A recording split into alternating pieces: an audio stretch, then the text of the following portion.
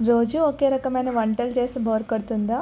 అయితే ఇంట్లో ఉన్న సాధారణ కూరగాయలతోనే హోటల్ స్టైల్ రుచికి ఏమాత్రం తగ్గకుండా వెజిటబుల్ బిర్యానీ, దానికి కాంబినేషన్గా కారంగా రుచిగా ఉండే ఎగ్ కర్రీ తయారు చేస్తే కుటుంబ సభ్యులంతా మళ్ళీ మళ్ళీ అడిగి తింటారు. సో దానికోసం ముందుగా చిన్న మిక్సీ జార్ తీసుకుని అందులో అల్లం, వెల్లుల్లి, పచ్చిమిర్చి, కొద్దిగా పుదీనా వేసుకోండి. అందులోనే టొమాటో ముక్కలు కూడా వేసుకుని వీటంతటిని మెత్తగా మిక్సీ పట్టుకోండి. సో ఇందులో కొత్తిమీర వేయాల్సిన అవసరం లేదండి. ఇలా మిక్సీ పట్టిన వాటిని ఒక బౌల్లోకి తీసుకుని పక్కన పెట్టుకోండి. నెక్స్ట్ 1 కప్ వరకు మీల్ మేకర్ తీసుకుని వేడి వాటర్లో వేసి మీడియం ఫ్లేమ్లో ఒక 5 మినిట్స్ పాటు బాయిల్ చేసుకోండి. మీల్ మేకర్ అనేది మెత్తగా బాయిల్ అవ్వాలి. ఇలా బాయిల్ అవుతున్న టైంలో వీటిని తీసేసి వాటర్ మొత్తం పిండేసి పక్కన పెట్టుకోండి. ఇక్కడ నేను 1 కేజీ వరకు ప్రిపేర్ చేస్తున్నానండి. సో క్వాంటిటీ ఎక్కువే చేసుకున్నాను. 4 గ్లాసెస్ రైస్ అనమాట. సో నార్మల్ రైస్తోనే చేస్తున్నానండి. ముందుగా కొద్దిగా ఆయిల్, నెయ్యి వేసుకొని బిర్యానీ దినుసులు, జీడిపప్పులు వేసి దోరగా ఫ్రై చేసుకోండి.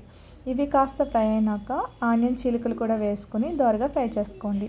అందులో కొద్దిగా సాల్ట్ వేయడం వల్ల ఆనియన్స్ అనేవి చాలా ఫాస్ట్గా మగ్గుతాయి. ఇందులో పచ్చిమిర్చి వేయాల్సిన అవసరం లేదండి. ఆల్రెడీ మిక్సీ జార్లో వేసి మెత్తగా మిక్సీ పట్టాము కదా. ఆనియన్స్ అనేవి బాగా మగ్గిన తర్వాత మీ దగ్గర ఉన్నటువంటి వెజ్జీస్ అన్ని చిన్న ముక్కల కింద కట్ చేసి వేసుకోండి.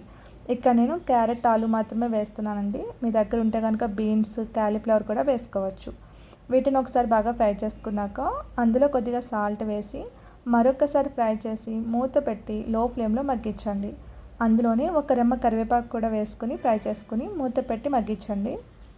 ఈ బిర్యానీ వచ్చేసి పెళ్ళిళ్ళలో వేస్తారు కదా, చాలా సింపుల్గా వెజిటబుల్స్ వేసి ఆ టైప్లో ఉంటుందండి.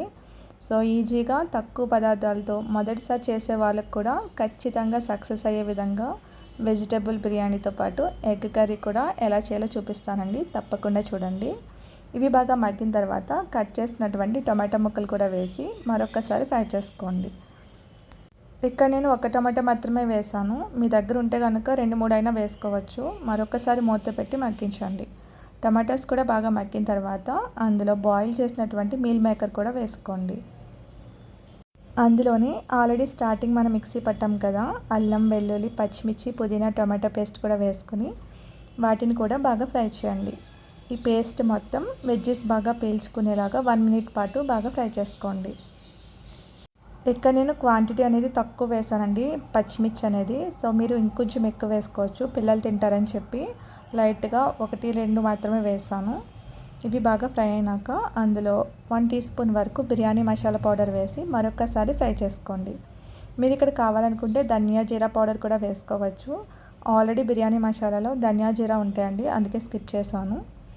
ఇలా బాగా ఫ్రై చేసిన తర్వాత అందులో కట్ చేసినటువంటి కొత్తిమీర కూడా వేసుకోండి. కొత్తిమీర, పుదీనా 2 వేసుకుని బాగా ఫ్రై చేయండి. పుదీనా వేయాల్సిన అవసరం లేదండి, ఆల్రెడీ మిక్సీ జార్లో వేసుకున్నాం కదా. నెక్స్ట్ రైస్ అనేది వేసుకోవాలి. మీరు బాస్మతి రైస్ అయితే అరగంట ముందే నానబెట్టుకోండి. నేను ఇక్కడ నార్మల్ రైసే వేసాను, అప్పటికప్పుడు కడిగి వేస్తున్నాను అనమాట. ఇది వచ్చేసి కేజీ వరకు ఉంటుందండి, 4 గ్లాసుల రైస్ అనమాట. ఒకసారి వేసుకుని మంటని లో ఫ్లేమ్లో పెట్టి 1 మినిట్ పాటు బాగా ఫ్రై చేసుకోండి. ఇలా రైస్ని ఫ్రై చేయడం వల్ల బిర్యానీ అన్నం అనేది గింజ గింజ విడివిడిగా వస్తుంది. కూరగాయలు బాగా ఉడికి మసాలా రుచిని పీల్చుకుంటాయి. ఓకేనా. ఇలా ఫ్రై చేసినాక గ్లాస్కి 2 గ్లాసులు చొప్పున వాటర్ అనేది వేసుకోండి. నేను ఇక్కడ 4 గ్లాసుల వరకు రైస్ తీసుకున్నానండి. 8 గ్లాస్ వరకు వాటర్ అనేది పడుతుంది. ఒకసారి బాగా కలుపుకొని ఇక్కడ సాల్ట్ కానీ సరిపోకపోతే వేసుకొని మూత పెట్టి హై ఫ్లేమ్లో బాయిల్ చేయండి. పెళ్లి భోజనాల్లో పెడతారు కదండి, లైట్గా ఉంటాయి బిర్యానీ వెజ్జెస్ అనేది. సో ఆ స్టైల్లో చేస్తున్నాను అనమాట. వెజ్జెస్ అవి తక్కువ, రైస్ అనేది ఎక్కువ ఉంటుంది కదా. సో మధ్య మధ్యలో చెక్ చేసుకోండి. మరొకసారి కలుపుకొని మూత పెట్టి బాయిల్ చేయండి. మనకి రైస్ అనేది ఎప్పుడైతే దగ్గర పడుతుందో ఆ టైంలో మంటని లో ఫ్లేమ్లో పెట్టుకోండి. ఈ టైంలో ఒకసారి జాగ్రత్తగా కలుపుకొని మంటని లో ఫ్లేమ్లో పెట్టుకుని ఏదైనా బరువైనది దానిపైన ప్లేస్ చేసుకోండి.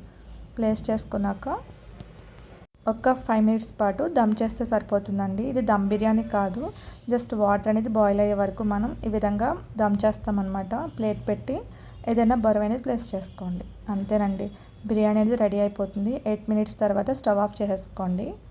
నెక్స్ట్ ఎగ్ కర్రీ వచ్చేసి ముందుగా ప్యాన్లో కొద్దిగా ఆయిల్ వేసుకుని జీలకర్ర, పచ్చిమిర్చి, కరివేపాకు వేసి ఫ్రై చేసుకోండి. అందులోని కట్ చేసిన ఆనియన్ ముక్కలు కూడా వేసుకోండి. ఇక్కడ క్వాంటిటీ ఎక్కువే చేస్తున్నానండి. ఒక 4 మీడియం సైజ్ ఆనియన్స్ వరకు కట్ చేసుకుని వేసుకోండి. వేసుకుని బాగా ఫ్రై చేసుకోండి. ఆనియన్స్ అనేవి త్వరగా మగ్గాలంటే కొద్దిగా సాల్ట్ వేసుకుని మూత పెట్టి మగ్గించుకోండి. ఈలోగా మరి ఎగ్స్ కూడా బాయిల్ చేసి పక్కన పెట్టుకోండి. సో అన్నీ మనకి త్వరగా అయిపోతాయి ఒకేసారి చేసి పెట్టేసుకుంటే కనుక. సో ఆనియన్స్ అనేవి మనకి బాగా రెడ్ కలర్లో ఫ్రై అవ్వాలండి. బ్రౌన్ కలర్ ఉంటుంది కదా, గోల్డెన్ బ్రౌన్ కలర్లో ఫ్రై అవ్వాలి. సో ఇంతవరకు ఫ్రై అయిన తర్వాత 1 స్పూన్ వరకు అల్లం వెల్లుల్లి పేస్ట్ వేసుకుని పచ్చివాసన పోయే వరకు ఫ్రై చేసుకోండి. ఒక్కసారి ఈ స్టైల్లో ఎగ్ కర్రీ ట్రై చేయండి. చాలా అంటే చాలా బాగుంటుంది. సో మీకు ఎప్పుడైనా స్పైసీగా తినాలనిపిస్తే చపాతీలోకి కూడా ఇలా ఒకసారి ట్రై చేసి చూడండి. చాలా బాగుంటుంది. ప్రతి ముద్ద మరింత రుచిగా మారుస్తుంది అన్నమాట ఈ ఎగ్ కర్రీ అనేది. సో ఇలా ఫ్రై చేసినాక అందులో కట్ చేసినటువంటి టొమాటో ముక్కలు వేసుకుని మరొకసారి ఫ్రై చేసుకోండి. టొమాటోస్ అనేవి 2 మీడియం సైజ్ అయితే సరిపోతాయండి. అందులో కొద్దిగా సాల్ట్ వేసుకుని మూత పెట్టి టొమాటోస్ని మగ్గించండి. పెద్దవి 2 తీసుకోండి. నేను ఇక్కడ కొంచెమే వేసుకున్నాను. చిన్నవి 2 మాత్రమే వేసానండి. టొమాటోస్ వచ్చేసి ఒక పెద్దవి 2 వేసుకోండి. ఇలా టొమాటోస్ బాగా మగ్గిన తర్వాత అందులోకి సరిపడా సాల్ట్, పసుపు, కారం, ధనియా పౌడర్, జీరా పౌడర్ కూడా వేసుకోండి. సో కొద్దిగా ధనియా పౌడర్, జీరా పౌడర్ వేసుకుని మరొకసారి ఫ్రై చేసుకోండి. సో నేను పిల్లల్ని దృష్టిలో పెట్టి మసాలా అనేది వేస్తున్నానండి. సో మీరు ఇంకొంచెం ఎక్కువ వేసుకోవచ్చు ధనియా, జీరా పౌడర్ అనేది.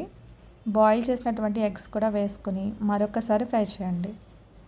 అందులోకి అరకప్పు వరకు పెరుగు కూడా వేసుకుని ఎక్కడ తరకలు లేకుండా బాగా కలపండి. పెరుగు అనేది ఖచ్చితంగా వేసుకోవాలండి. టేస్ట్ అనేది చాలా బాగుంటుంది. మీకు ఇలా కలపడం కష్టంగా అనిపిస్తే ముందుగానే పెరుగు తీసుకుని ఎక్కడ తరక లేకుండా బాగా కలుపుకున్నాక కర్రీలోకి వేసుకోండి. ఇలా బాగా కలిపిన తర్వాత అందులోకి కొంచెంగా వాటర్ అనేది వేసుకోండి. మరీ ఎక్కువ అవసరం లేదు, కొంచెంగా వేసుకోండి. ఒక అర గ్లాస్ వరకు వాటర్ వేసుకుని బాగా కలపండి. మీకు ఉప్పు కానీ కారం కానీ సరిపోకపోతే చూసుకోండి. ఈ విధంగా మిక్స్ చేసిన తర్వాత మూత పెట్టి కర్రీని బాయిల్ చేయండి. ఒకసారి ఒక 2 నిమిషాల పాటు హై ఫ్లేమ్లో పెట్టుకోండి. వాటర్ అనేది కొంచెమే వేసాం కదా, సో చూసుకోండి, మాడిపోయే ఛాన్స్ ఉంది. సో ఈ విధంగా దగ్గర పడిన తర్వాత ఒకసారి ఉప్పు కానీ కారం కానీ సరిపోకపోతే చూసుకుని అడ్జస్ట్ చేసుకోండి. మరొకసారి కలుపుకుని మూత పెట్టి కర్రీ దగ్గర పడే వరకు బాయిల్ చేసుకోండి. ఇక్కడ 1 నిమిషం పాటు మూత పెట్టి మగ్గించుకోవాలండి. వీడియోలో స్కిప్ అయింది. ఇలా మగ్గిన తర్వాత అందులో కొద్దిగా గరం మసాలా పౌడర్ కూడా వేసుకుని బాగా కలపండి. అందులోనే కట్ చేసినటువంటి పచ్చిమిర్చి ముక్కలు కూడా వేసుకోండి. అండ్ 2 స్పూన్ల వరకు మేగడ అనేది వేసుకోండి. మీ దగ్గర ఉంటుంది కదా పెరుగు మీద మేగడ కానీ పాల మీద మేగడ కానీ వేసుకొని ఎక్కడ ఉండలు లేకుండా బాగా మిక్స్ చేయండి. ఇలా ఫైనల్గా మేగడ వేయడం వల్ల కర్రీ టేస్ట్ అనేది చాలా బాగుంటుంది. అసలు స్కిప్ చేయొద్దు. ఇలా వేసుకొని బాగా మిక్స్ చేయండి. సో లాస్ట్లో మేగడ అనేది తప్పకుండా వేయాలండి. ఇలా మిక్స్ చేసిన తర్వాత మూత పెట్టి మరొక 2 నిమిషాల పాటు మగ్గించండి. ఇదంతా లో ఫ్లేమ్లోనే జరగాలండి. ఫైనల్గా కొత్తిమీర అనేది వేసుకోండి. చాలా టేస్టీగా ఉంటుంది. డెఫినెట్గా ట్రై చేయండి.